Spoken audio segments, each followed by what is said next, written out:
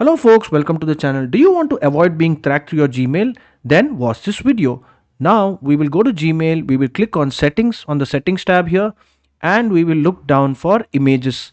Now make sure that you always select the option ask before displaying external images and then you click on save changes, close it and open it up again. Now you might ask me why I'm disabling images to avoid being tracked. Well, hackers, when they send you a mail, or trackers, when they send you a mail, they contain an invisible image in Gmail. Usually this is set to default, so as soon as you open the mail, that image sends back your location and other details to this tracker, and that's why once you disable it, it will always ask you before opening an image. So even if it sends an invisible image, you'll get a message pop up saying that there's an image available, and then you know that someone is trying to track you. If this video helped you, then kindly subscribe to the channel. Enjoy your day.